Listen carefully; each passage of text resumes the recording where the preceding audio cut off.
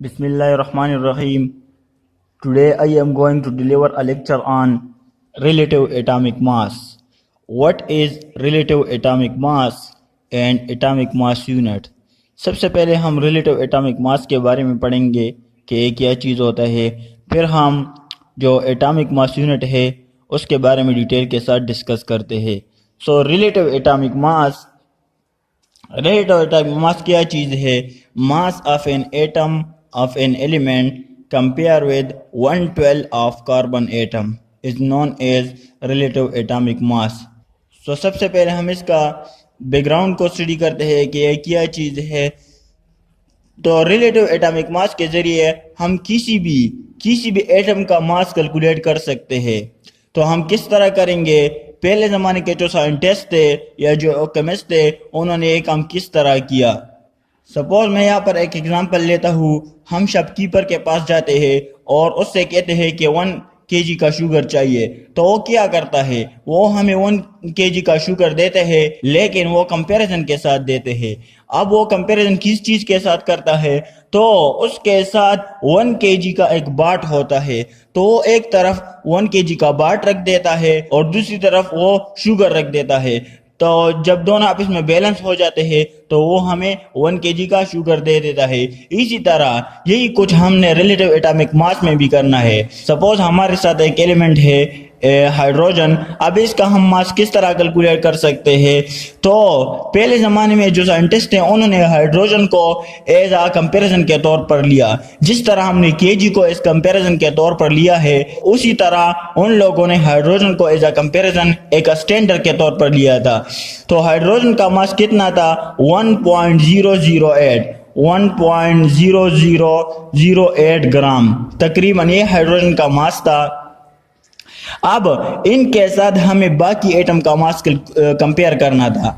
Hydrogen के atom के साथ हमें बाकी एटम का मास कंपेयर करना था और उसके मास को कैलकुलेट करना था। लेकिन इसका सबसे बड़ा ड्रॉबैक क्या था कि हाइड्रोजन एक तो हमारे पास गैस भी है और दूसरा ये हमारे साथ फ्लेमेबल भी है। तो इसी वजह से हमने हाइड्रोजन को रिजेक्ट करके हमने कार्बन एटम को चूज कर दिया। है क्योंकि कार्बन एक तो हमारे पास ज्यादा स्टेबल है। कार्बन के भी 3 आइसोटोप है, कार्बन 12, कार्बन 13 और कार्बन 14। उन सब में हमने कार्बन 12 को चूज किया है। अब कार्बन 12 को हमने क्यों लिया? क्योंकि एक तो इसकी नेचुरल एबंडेंस ज्यादा है, यानी नेचर में वो सबसे ज्यादा पाया जाता है, और दूसरा वो स्टेबल भी है और आइसोटोप के कंपैरिजन में। तो हमने कार्बन 12 को चूज किया है। सो ये तो रही बात रिलेटिव एटॉमिक मास की बैकग्राउंड की। अब हम रिलेटिव एटॉमिक मास को कैलकुलेट किस तरह करते हैं और ये क्या होता है।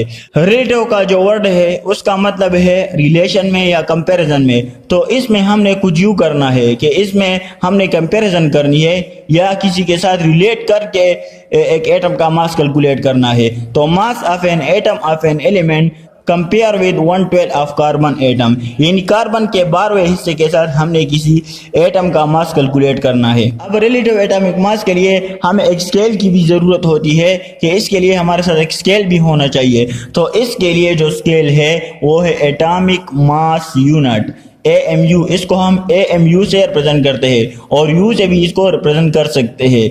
तो ये क्या होता है? Atomic mass unit is the mass of 1/12 part of carbon 12 atom. अब इसका मतलब क्या है कि कार्बन का 12वां हिस्सा हमने लेना है। कार्बन का कौन सा हिस्सा? 12वां हिस्सा हमने लेना है और बाकी एटम का एटॉमिक मास उसके साथ कंपेयर करके कैलकुलेट करना है। यानी बाकी एटम का जो मास होता है उसको इनके साथ कंपेयर करके कैलकुलेट करना है। तो वो हम किस तरह कर सकते हैं उसको हम समझते हैं एक एग्जांपल के साथ। फॉर एग्जाम्पल ये हमारे साथ कार्बन का ये हमारे साथ एक एटम मौजूद है। तो इसको हम तो डिवाइड नहीं कर सकते, लेकिन यहाँ पर मैं जस्ट सपोजिशन ले रहा हूँ ताकि आप लोगों को मेरी बात आसानी के साथ समझ में आ जाए। यहाँ पर हम कार्बन एटम को 12 हिस्सों में डिवाइड करते हैं। ये एक,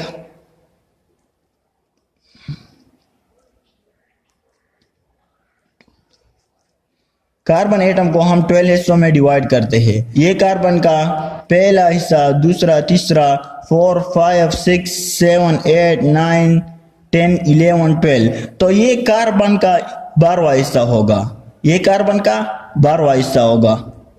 इसको हम एज स्टैंडर्ड के तौर पर लेते हैं और बाकी एटम का एटॉमिक मास से इसके साथ कैलकुलेट करके हमने फाइंड करने हैं।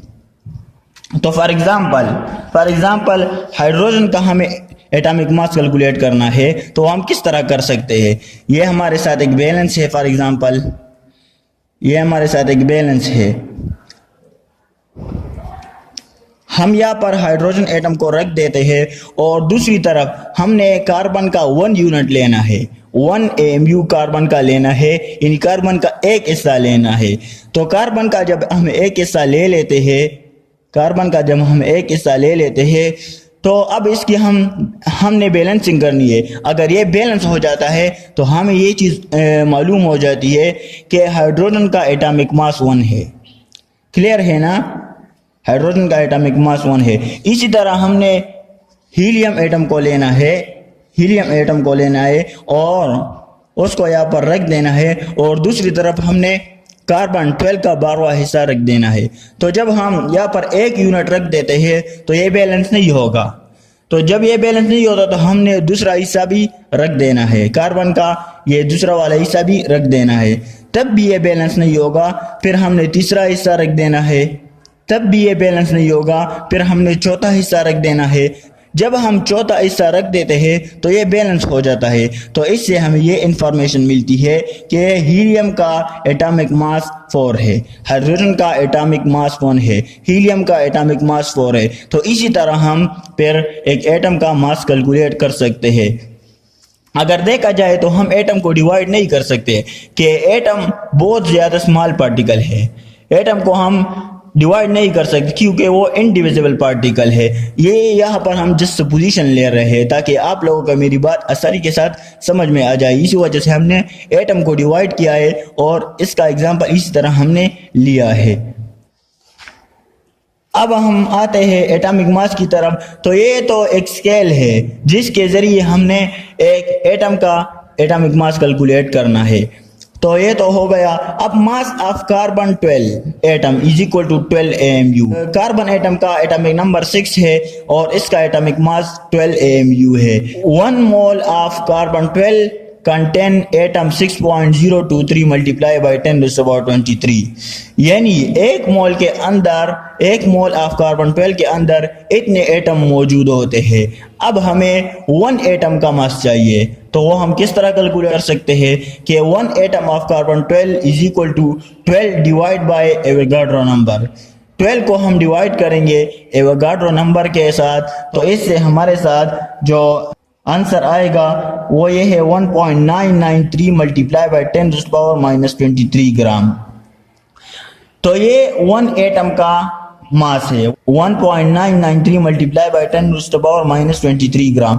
अब हमें 1 AMU चाहिए, तो 1 AMU को हम किस तरह निकाल सकते हैं कि 1/12 पार्ट मल्टीप्लाई बाय जो हमारे साथ ये आया है इसको हम मल्टीप्लाई करेंगे इसके साथ, तो इससे हमारे साथ 1.67 मल्टीप्लाई बाई 10⁻⁻24 ग्राम। तो इससे हमें ये इंफॉर्मेशन मिलती है कि 1 AMU इक्वल होता है 1.67 मल्टीप्लाई बाई 10⁻⁻24 ग्राम के 1 AMU 1 एटॉमिक मास यूनिट हमारे साथ इक्वल होता है 1.67 मल्टीप्लाई बाई 10⁻⁻24 ग्राम। तो ये तो हो गई बात relative atomic mass and atomic mass unit. So this is all about relative atomic mass and atomic mass unit.